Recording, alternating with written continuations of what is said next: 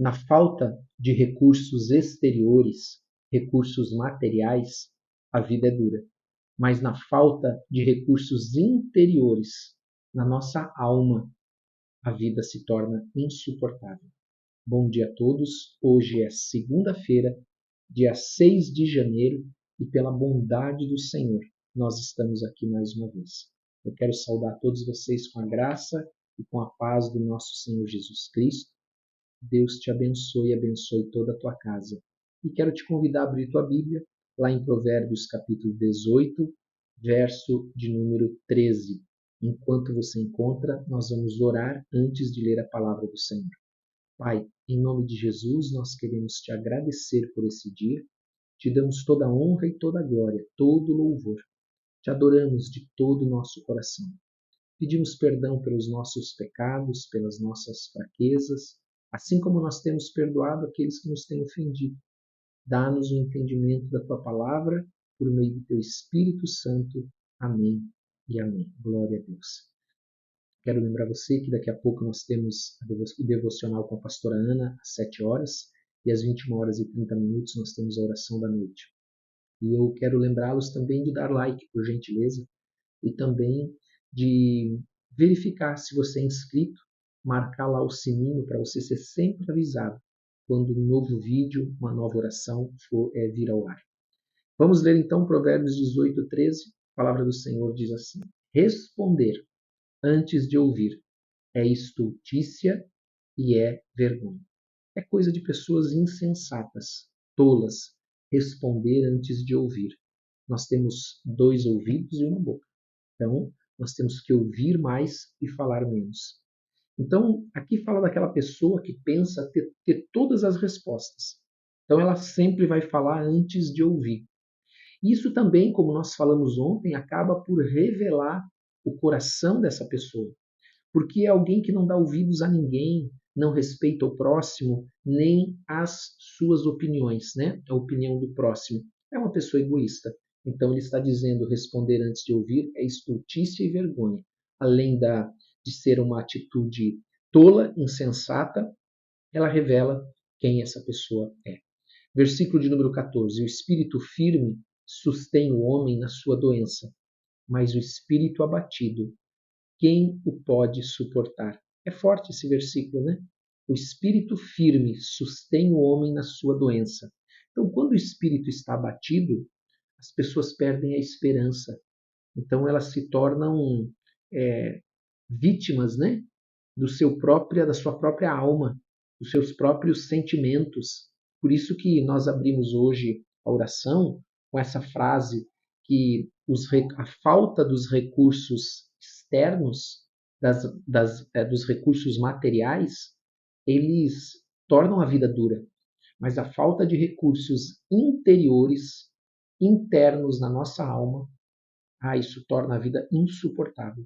Com base nesse versículo. Mas o espírito abatido, quem o pode suportar? Porque quando a pessoa está forte, ela é capaz de enfrentar as adversidades, as doenças, porque ela não vai se entregar. Mas quando seu espírito está abatido, a pessoa pode se entregar, né? Normalmente é o que acontece. Versículo de número 15. O coração do sábio adquire o conhecimento, e o ouvido dos sábios procura o saber.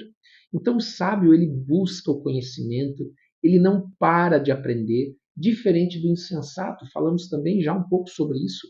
O insensato, ele não se interessa em nem ao menos tentar buscar a sabedoria, o conhecimento, absolutamente nada.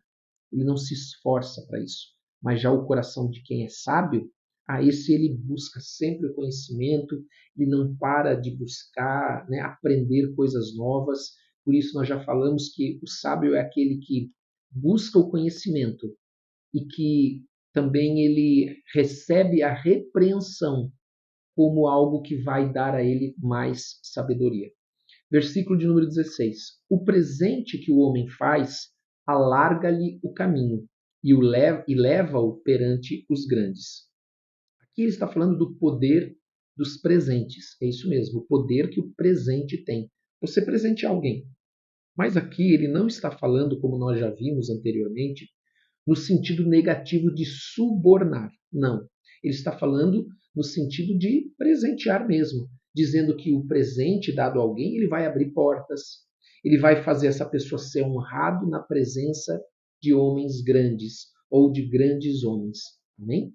O que começa o pleito parece justo, até que vem o outro e o examina. É outro versículo muito interessante, porque o homem, quando ele apresenta os seus argumentos, na sua causa, ele tem em vista sempre os seus interesses. Então ele vai lá apresentar os argumentos que melhor são para os seus interesses. Já para quem ouve, então, ele pode parecer, né, coerente, pode parecer que está tudo certo. Mas quando vem uma segunda pessoa e faz um questionamento adequado, até que vem outro e o examina, é isso que significa, é um questionamento adequado.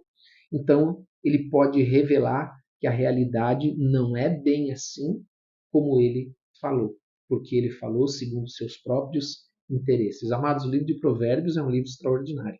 Amém? Pelo lançar da sorte, cessam os pleitos, e se decide a causa entre os poderosos. Então, esse significado, esse versículo tem o significado de quando se concorda a respeito de um método.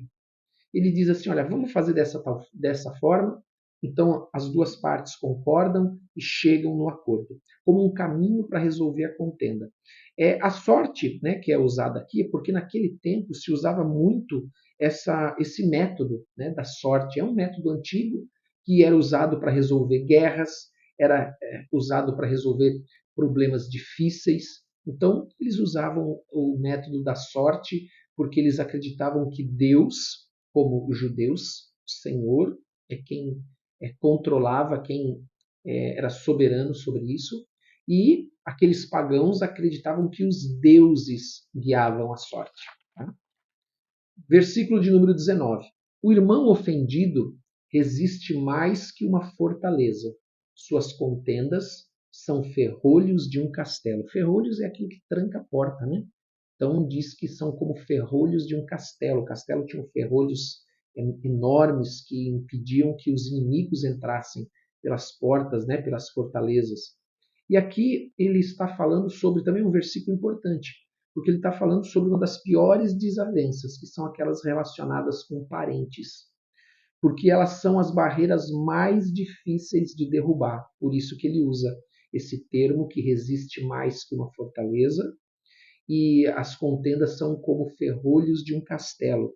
Então ela é um alerta, o cuidado para evitar esse tipo de conflito com irmãos, com irmão, aquele que é parente, né? Porque depois é muito mais difícil de resolver. Versículo de número 20. Do fruto da boca o coração se farta, do que produzem os lábios se satisfaz. E aqui tem algo muito interessante. No grupo de crescimento a gente já aprendeu bastante sobre isso, porque todos conhecem aquele versículo que diz que a boca fala do que o coração está cheio. Mas este versículo aqui ele nos ensina que a nossa própria boca alimenta o nosso coração.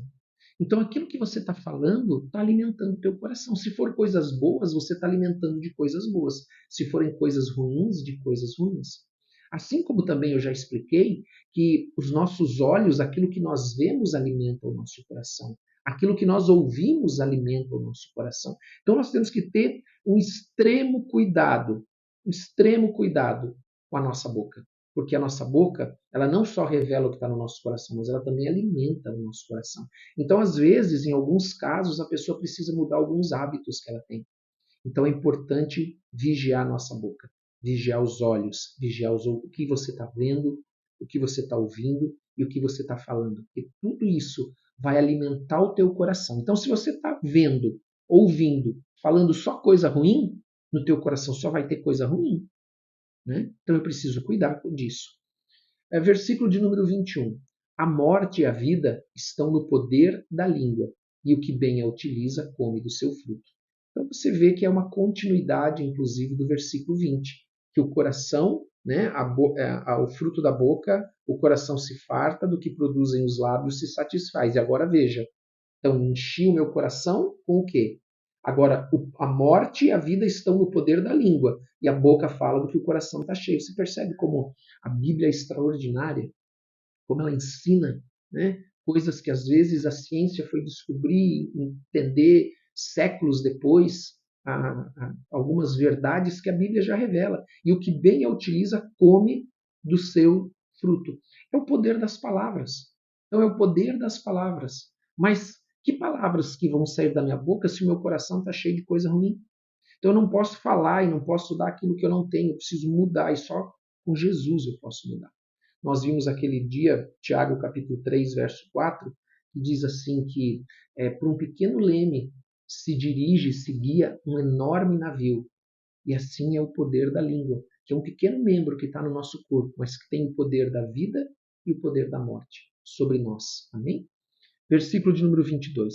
O que acha uma esposa, acha o bem e alcançou a benevolência do Senhor. Olha, o matrimônio ele é uma instituição de Deus, né? Uma instituição divina. Mas essa palavra acha aqui é interessante, porque essa acha fala de quem procura, de quem busca uma boa esposa. Ou seja, porque não é fácil encontrar uma boa esposa. E vice-versa, não é fácil encontrar um bom marido.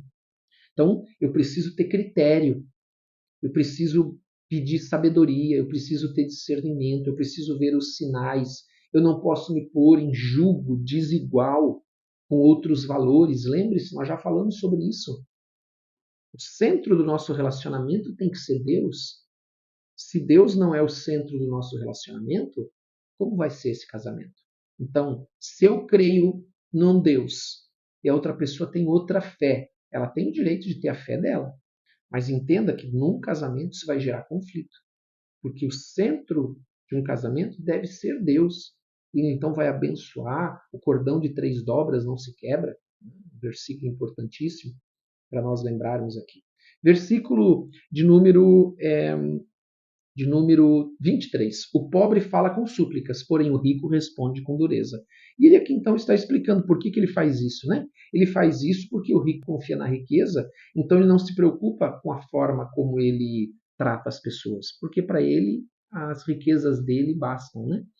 O homem que tem muitos amigos, último versículo, sai perdendo. Olha que interessante isso. Você que às vezes pensa, eu tenho poucos amigos. O homem que tem muitos amigos sai perdendo, mas amigo mais chegado do que o irmão. Então ele fala, muitos amigos sai perdendo, mas tem gente que tem amigo, ou seja, poucos, não está no plural, mais chegado do que um irmão.